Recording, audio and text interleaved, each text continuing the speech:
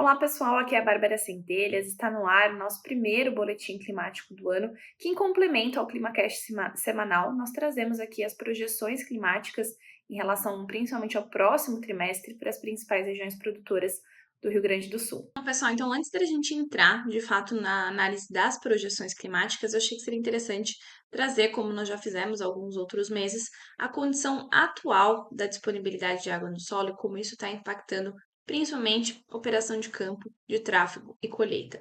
Bom, como a gente já discutiu um pouco durante o ClimaCast semanal, né, o início de janeiro tem sido um mês mais desafiador, onde os níveis de armazenamento relativo de água no solo têm apresentado quedas significativas em algumas regiões até entrada em condições mais críticas e severas, como vocês podem ver aqui no mapa da esquerda, indicado entre laranja e vermelho. Mostra que de tudo que o solo consegue armazenar de água, pouco está sendo disponível, né? Realmente tem disponível para a cultura se desenvolver. Conforme a gente caminha mais a sentido nordeste do estado, a gente ainda tem níveis razoáveis, né, favoráveis de disponibilidade hídrica em algumas regiões centrais também. O que chama a atenção é o centro-oeste do estado, que já está um pouco mais prejudicado.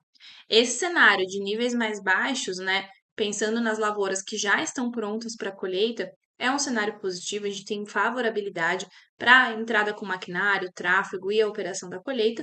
No entanto, das lavouras que ainda estão em processos de reprodutivo, né, enchimento de grãos, isso pode trazer uma desfavorabilidade, uma possível quebra de safra. Falando um pouquinho agora sobre o El Ninho, que é um fenômeno que nós já estávamos monitorando, né, ao longo dos últimos meses.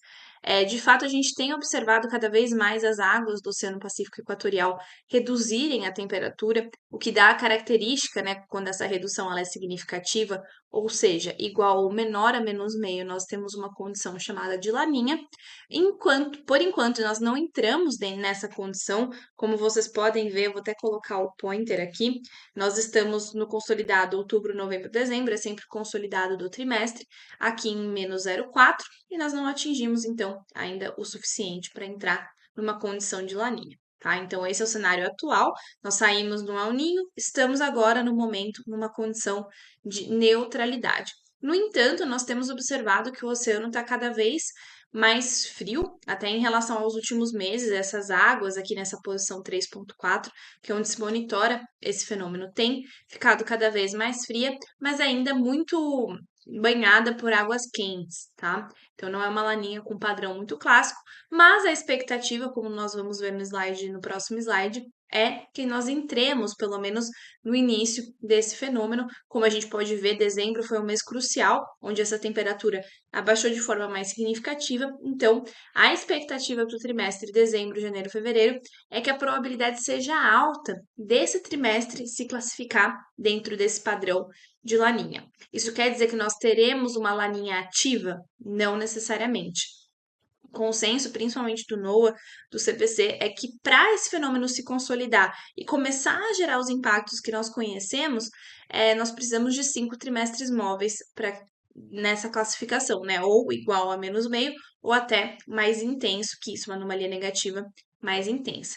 Então, mesmo nós tendo probabilidade alta aqui para dezembro, janeiro, fevereiro, depois janeiro, fevereiro, março, de classificar nesse cenário de laninha, ainda assim não apresenta os cinco, né, desculpa, trimestres móveis suficientes. Então, apesar de a gente ter um resfriamento, como vocês podem ver aqui também os modelos, né, é uma média de todos esses modelos analisados, existe uma queda, então a tendência é realmente a temperatura do oceano continuar caindo, atingir esse ápice aqui em janeiro, fevereiro, mas logo na sequência voltar a uma condição de neutralidade. E aí, quando a gente pensa na classificação, muito provável que essa classificação seja neutra. Muito também se diz sobre o impacto dessa água mais fria do Pacífico Equatorial já estar impactando o estado do Rio Grande do Sul, que é uma das regiões que mais sofrem, né, nesse cenário de laninha. Nós sabemos bem como que o impacto disso reduz as chuvas na região. Pode sim haver uma correlação, essas águas mais frias, junto com outras condições no próprio Atlântico Sul, com águas mais frias também, outras condições desfavorecendo entradas de frentes, que fazem com que as chuvas cheguem, né, no estado, são as principais causas de ocorrência de precipitação no estado do Rio Grande do Sul, pode ter uma correlação e isso explica o que nós estamos vendo ao longo aqui desse mês de janeiro, tá? Mas nós não podemos afirmar categoricamente que estamos numa condição de laninha e, ao que tudo indica, ela não vai se configurar.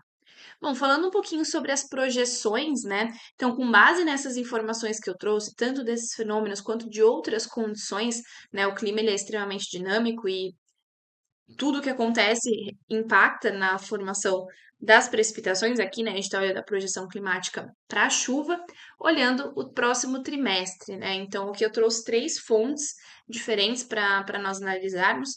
Primeiro, o INMET, que é a nossa nova fonte nacional do Instituto Nacional de Meteorologia. Depois, o NOAA, que é o modelo americano, e o ICMWF, que é o modelo europeu.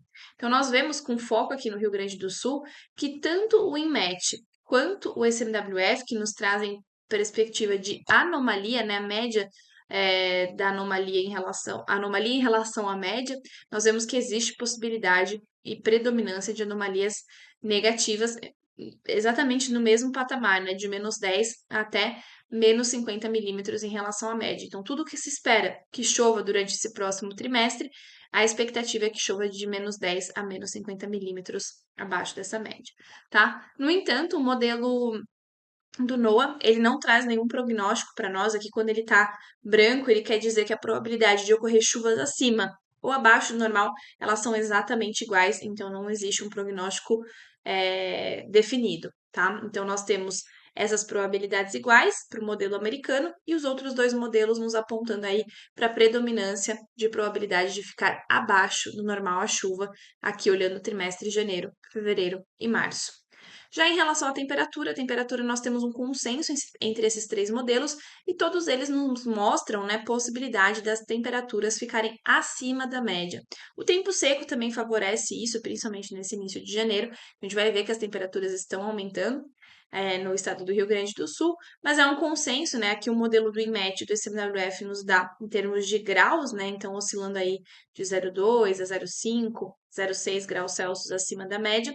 E aqui o modelo do NOAA é em termos de probabilidade. Então, tem uma probabilidade ainda aqui baixa, mas predomina a probabilidade dessa temperatura ficar acima da média, assim como os demais modelos. Bom, pessoal, era isso que eu tinha para apresentar para vocês. Agradeço a atenção. Sei que muitas vezes essas notícias de anomalias negativas podem gerar uma preocupação, por isso sempre reforço a necessidade, né, de nós continuarmos acompanhando a previsão do tempo, tanto no ClimaCast quanto no aplicativo do SmartCope, porque aqui as projeções nos dão uma ideia do caminho que pode ser traçado, mas é no dia a dia que o clima se constrói e que nós vamos observando o impacto desse clima na lavoura. Então, contem comigo para continuar acompanhando essas condições com vocês semanalmente. Até mais!